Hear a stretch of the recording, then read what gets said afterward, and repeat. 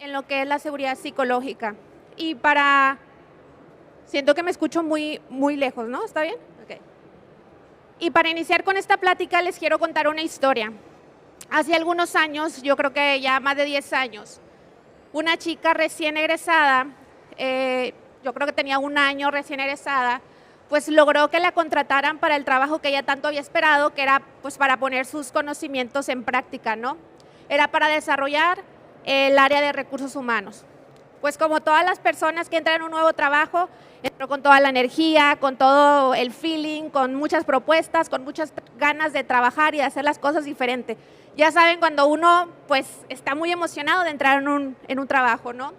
Y pues la verdad es que el inicio le fue muy bien, todas las propuestas que ella estaba teniendo o que tenía eran bien recibidas y demás, el ambiente laboral era bueno.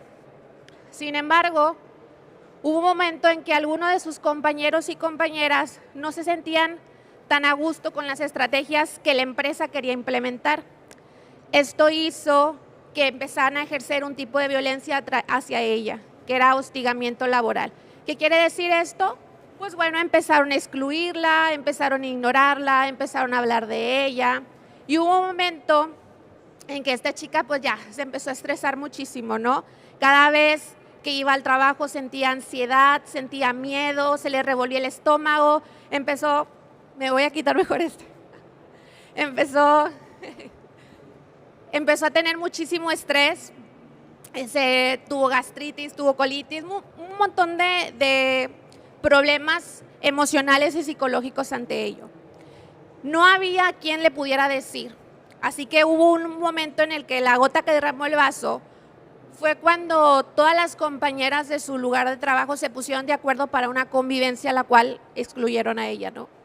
Y ella tenía como mucho miedo, ¿no? De, oye, pues es que está pasando esto y ¿qué voy a hacer? Mejor me voy a mi casa a comer.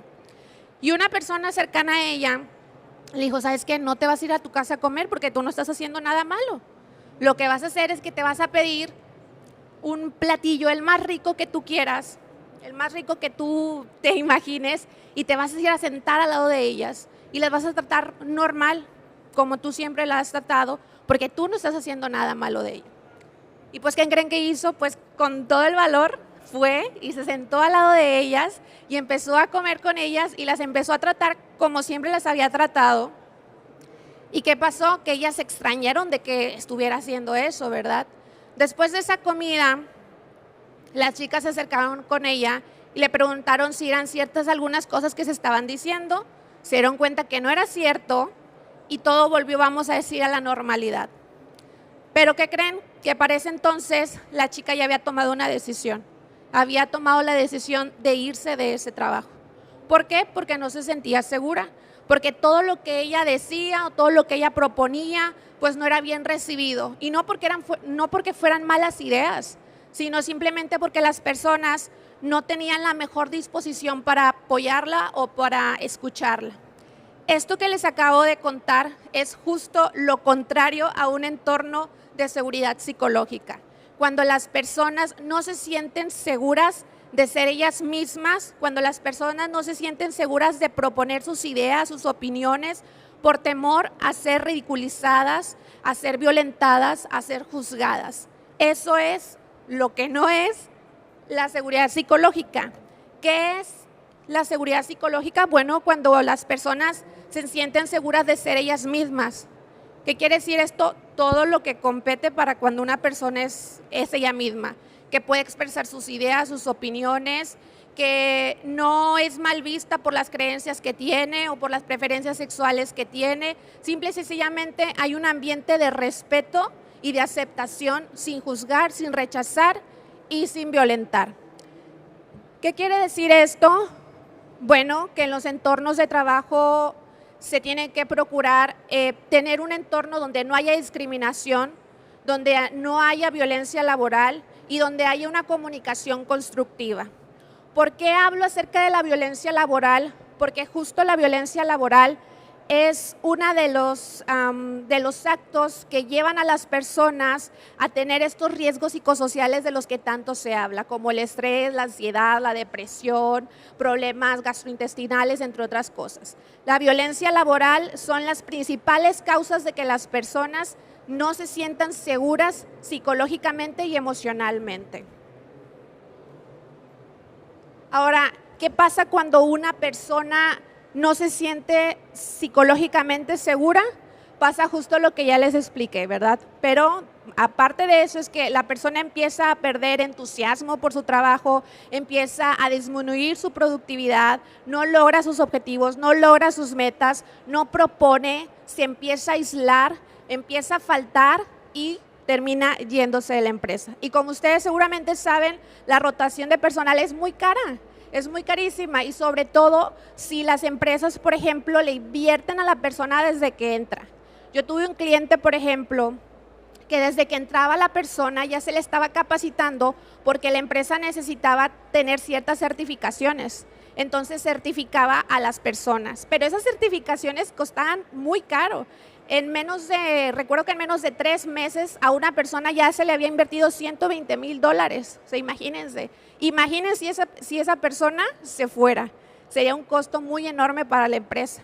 ¿Cuándo se van las personas? Cuando no se sienten seguras tanto en lo físico como en lo psicológico y en lo emocional.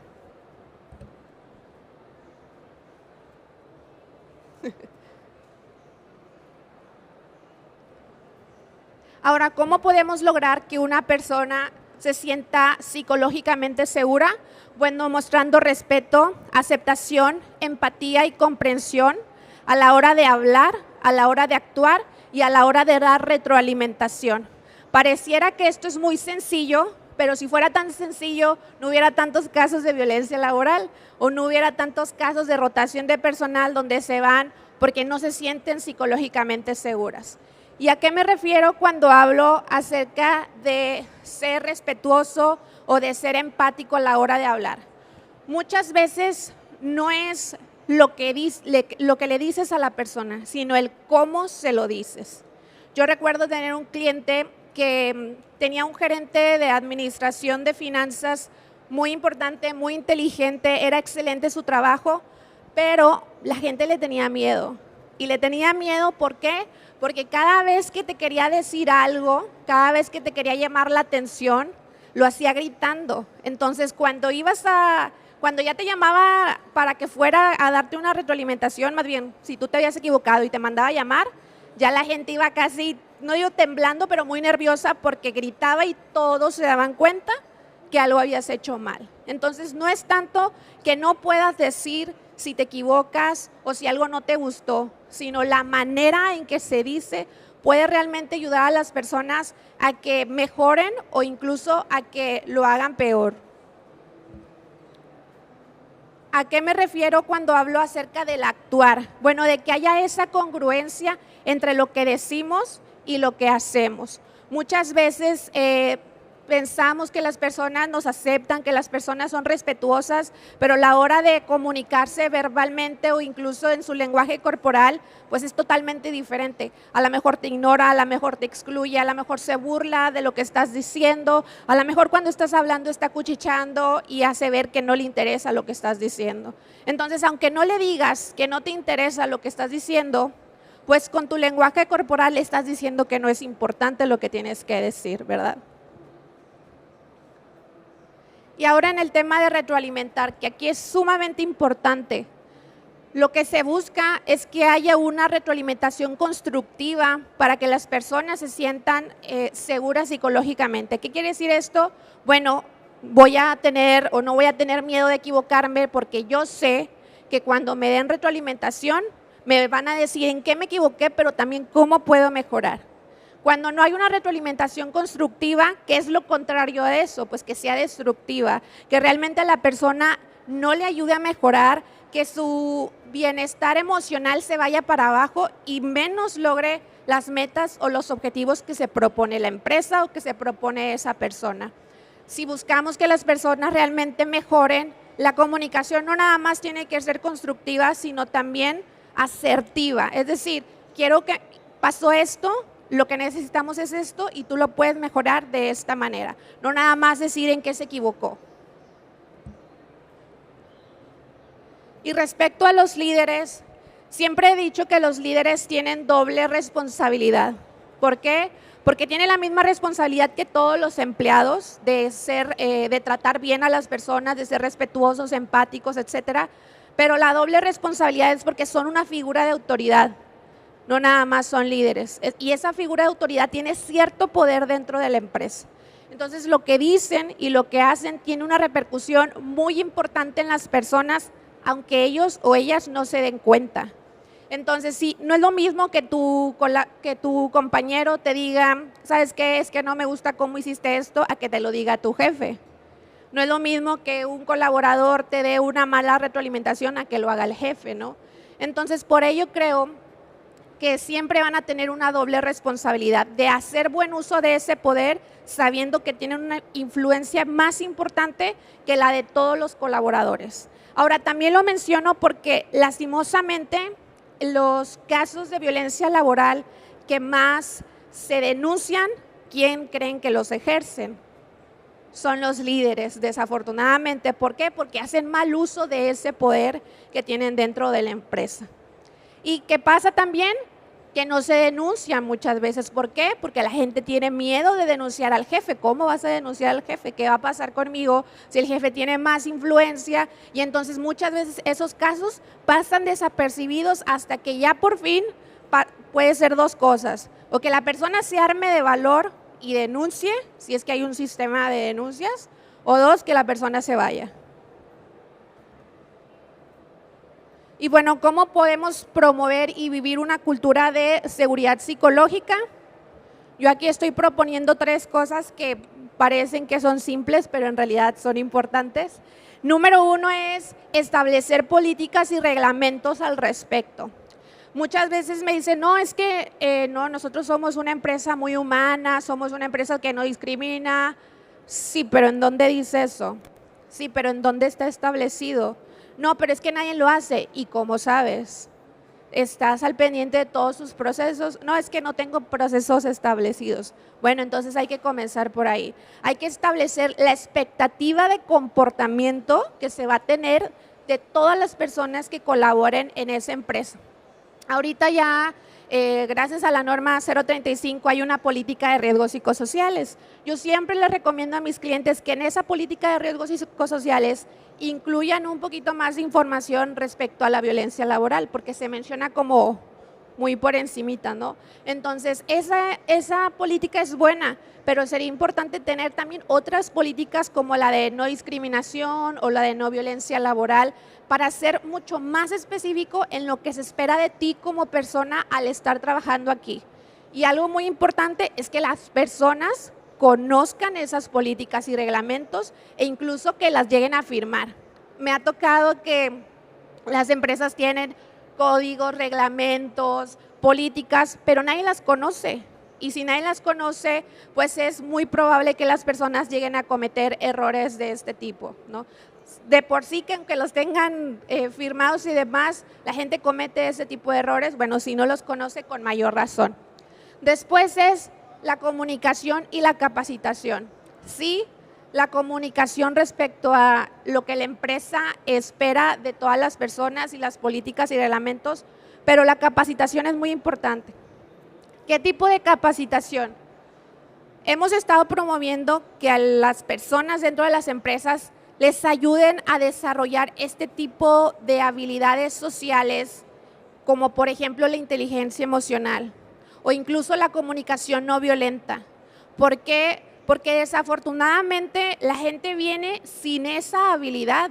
Incluso muchas veces no saben ni siquiera qué significa o qué es el manejo de emociones. Y yo me he dado cuenta que muchas veces los casos de violencia laboral, que son los que más llevan al tema de inseguridad psicológica, inician con la manera en que la gente se comunica o por la falta que tienen las personas de manejar sus emociones y de poder canalizar lo que quieren decir o lo que quieren hacer. Entonces, ¿qué pasa? Que explotan con las personas y a lo mejor después se arrepienten y ofrecen una disculpa, pero cuando eso sucede ya la persona fue afectada. Entonces, También otro punto es que a nadie, al menos en mi generación y en las generaciones más atrás, pues no nos enseñaron acerca de esto en la escuela. O sea, tú empezaste a aprenderlo ya que iniciaste tu vida laboral o que a lo mejor tomaste un curso, pero la gente en el trabajo no sabe eso.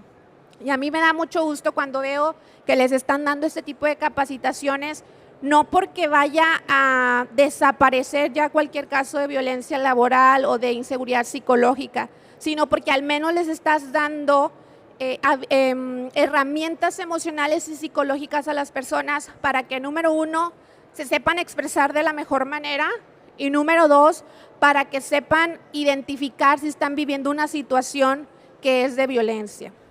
Ahora, también la capacitación es, por ejemplo, sobre estos temas de qué es la violencia laboral. A nosotros cada año algunas empresas nos contratan para explicarle a sus empleados qué es la violencia laboral, cuáles son sus formas, cómo se puede presentar, cuáles son las consecuencias, cuál es el sustento legal de eso, con la finalidad de que las personas, número uno, sepan identificar si están viviendo una situación de violencia. Y número dos, puedan identificar si alguien lo está viviendo, ¿verdad? A lo mejor para muchas personas es muy claro, pero por ejemplo, me tocó estar atendiendo a una empresa que hubo una denuncia porque una persona empezó a pasar una fotografía de una mujer sin ropa y empezó a decir, vamos a decir que era yo. Empezó a decir, esa manta, ¿no? Entonces esta chica supo que estaba sucediendo esto y se dio cuenta que ni siquiera era ella, pero le estaba afectando. Entonces ella fue a denunciar y dijo, oiga, es que yo no estoy segura que esto sea violencia, acoso laboral o acoso sexual y quiero que me diga si sí es, y si sí, pues para poner una denuncia. O sea, la persona no tenía la seguridad de que se le estaba violentando. Por eso es que decimos que se le tiene que capacitar a las personas para que puedan identificar y puedan también saber cómo tienen que actuar dentro y fuera de la empresa. Y por último, el punto más importante es contar con sistemas de integridad. ¿A qué me refiero con los sistemas de integridad corporativa? Bueno, imagínense que ustedes ya detectan una situación de inseguridad psicológica. ¿Y ahora qué sigue? ¿Qué voy a hacer? ¿A quién le voy a decir? ¿Cómo le voy a decir? Muchas veces se determina qué recursos humanos la persona que tiene que recibir esas quejas, aunque yo digo que en realidad son denuncias. Hay una diferencia enorme entre queja y denuncia. Pero ¿y qué pasa si el de recursos humanos o la de recursos humanos es quien esté ejerciendo la violencia? ¿La persona va a denunciar? Es probable que no va a denunciar. Entonces, ¿qué es lo mejor que puede suceder ahí o lo que se tiene que hacer? Es contar con un comité de ética o un comité de integridad, que es un grupo multidisciplinario de personas que reciben las denuncias. Y si se está denunciando a alguien que forma parte del comité, esa persona se excluye hasta que se resuelva esa situación. Los sistemas de integridad están conformados por ciertas herramientas, y ahorita las voy a explicar, que ayudan a prevenir y atender oportunamente los casos de violencia laboral, de seguridad psicológica, entre otras cosas. El número uno es contar con un código de ética, donde se establezca la expectativa de comportamiento que se tienen las personas y donde se mencione qué va a pasar si alguien pues ejerce un tipo de violencia, ¿no? Número dos, que se cuente con un procedimiento de denuncias. ¿Para qué? Para que la gente sepa qué es lo que tiene que hacer en caso de estar viviendo una situación de inseguridad psicológica. Número tres, es que exista un comité de integridad, como ya lo mencioné, pero aquí es algo muy importante el comité. Este comité tiene que tener un protocolo de actuación. ¿Qué quiere decir este protocolo de actuación? El protocolo de actuación es una guía que va a ayudar al comité para que pueda actuar de la manera más justa y más rápida para esa persona. La Secretaría del Trabajo hace algún tiempo, este año, emitió un protocolo de actuación para casos de prevención de la violencia laboral. De mi punto de vista, le falta mucho a ese protocolo de actuación para realmente ser efectivo en las organizaciones, pero es una base y está bien, pero puede estar mejor. Entonces, este protocolo de actuación, ¿qué es lo que busca? Como ya lo mencioné, que sea justo. ¿A qué me refiero con justo? Oye, si Samantha y Saraí hicieron lo mismo, ¿por qué a Samantha se le despidió y a Saraí no?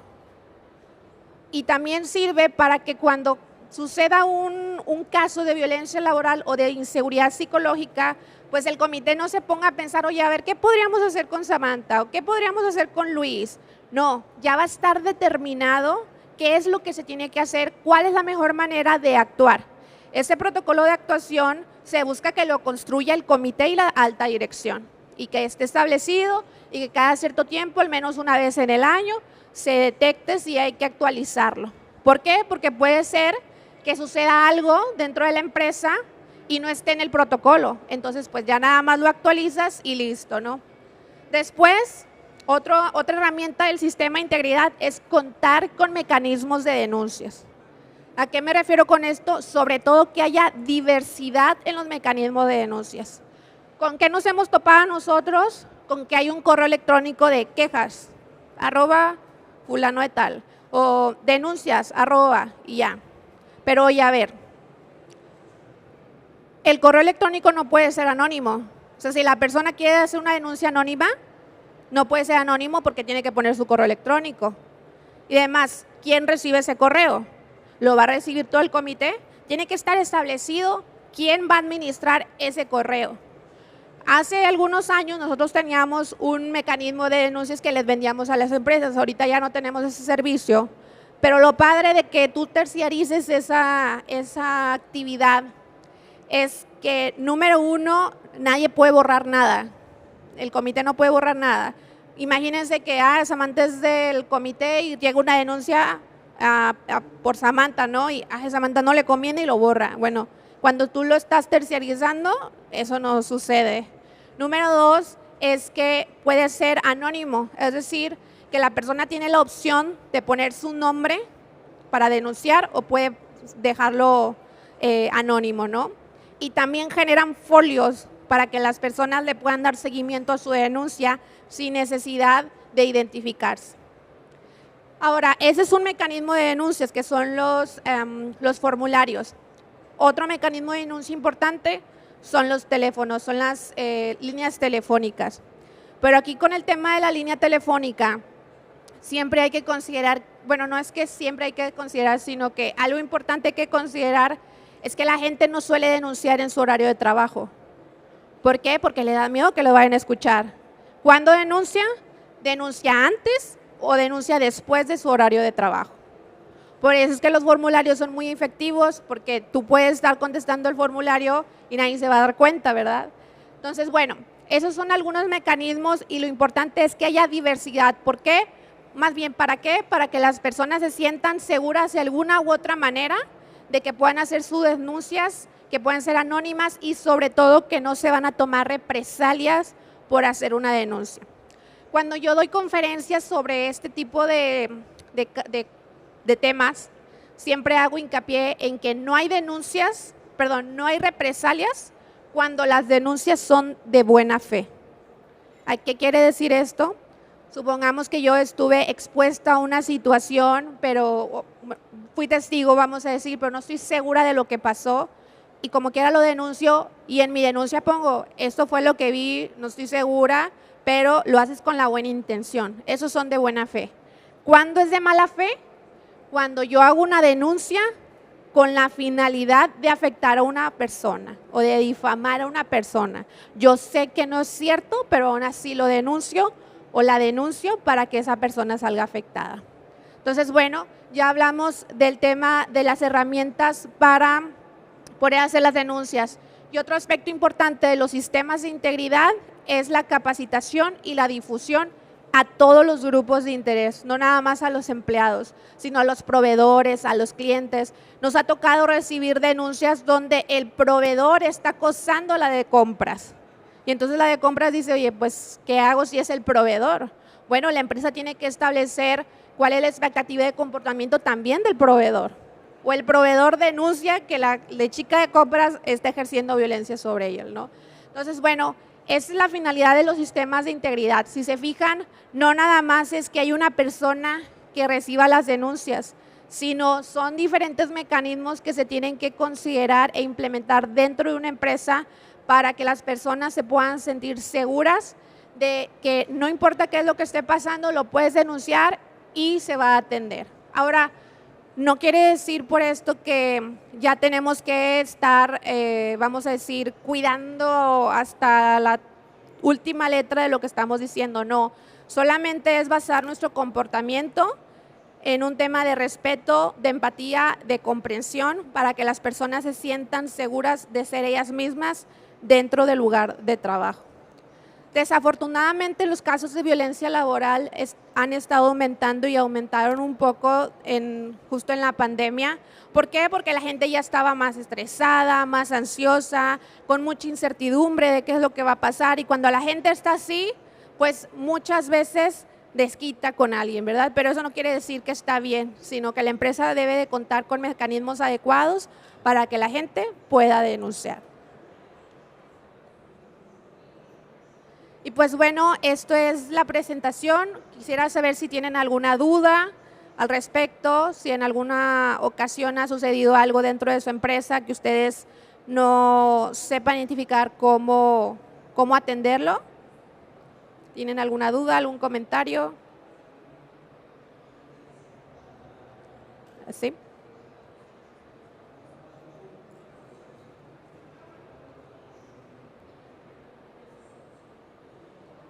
Buenos días. Sí, buenos días. Hola.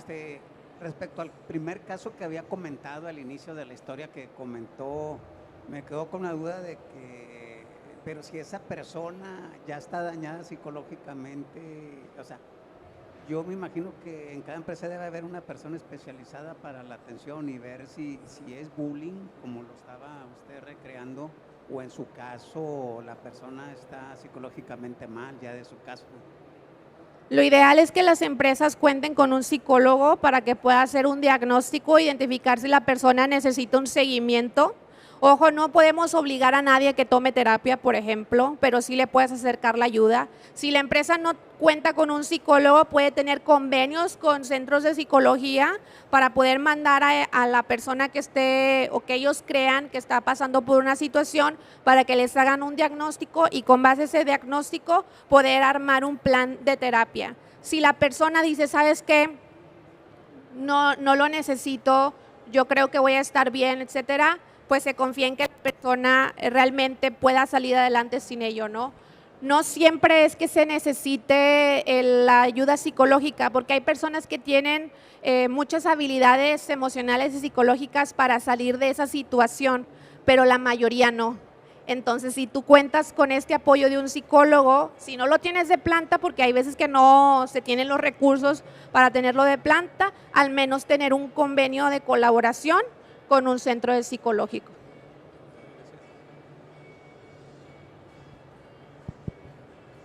¿Alguna otra pregunta? Muy bien, pues muchísimas gracias a todos y todas por estar aquí. Si se lo preguntaba por allá atrás, a la chica le fue bien finalmente. Ahora se dedica a dar conferencias sobre seguridad psicológica. Buenos días.